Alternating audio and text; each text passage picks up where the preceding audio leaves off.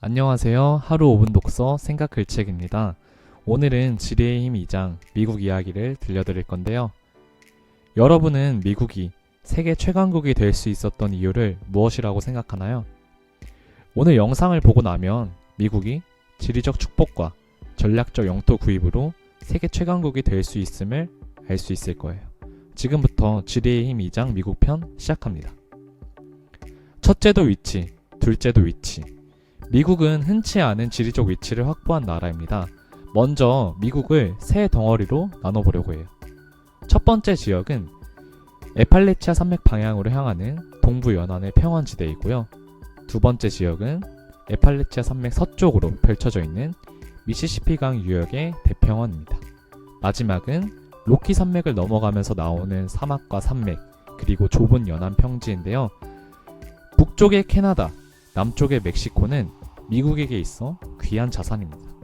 그 어떤 해양, 육상 부대라도 쉽게 미국을 넘볼 수 없겠죠. 1732년 조지아주를 마지막으로 초기 13개 식민지 주가 성립됩니다. 이 13개 주는 차근차근 독립의 열망을 키우다가 결국 독립전쟁을 일으키게 되는데요. 이 시기 대서양으로부터 에팔레치아 산맥에 이르기까지 하나의 지역을 묻게 됩니다. 1803년 미국은 프랑스로부터 루이지애나를 구입하여 영토를 2배로 확장합니다.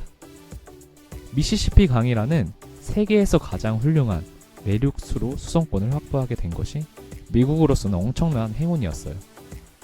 이를 통해 동부 해안을 새 영토와 연결해주는 동서 루트를 확보하였고, 북에서 남으로 흐르는 수계와 더불어 단일 통합체가 형성되었습니다. 영국은 물러갔고 프랑스도 루이지애나를 포기했습니다. 그런데 완전한 미국을 향한 길에는 아직 장애물이 남아 있었어요. 바로 스페인과 멕시코였습니다.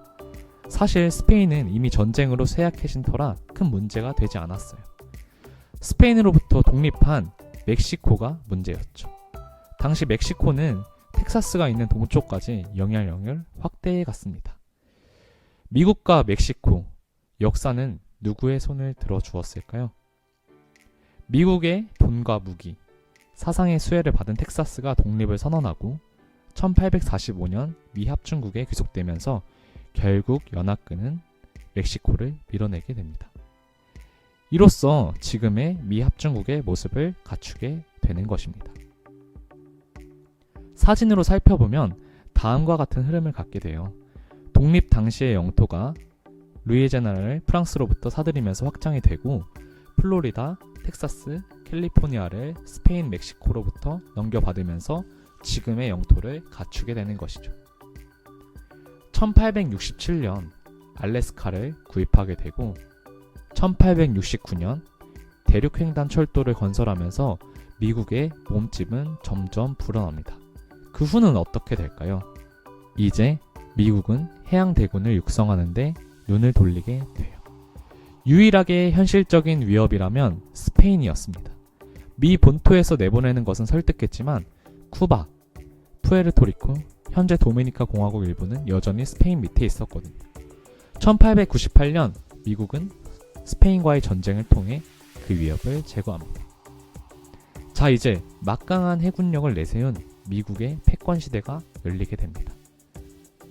북대서양 조약기구 나토의 창소를 워싱턴 정부가 주도하면서 미국은 태평양뿐 아니라 북대서양과 지중해의 패권까지 주게 된 것이죠.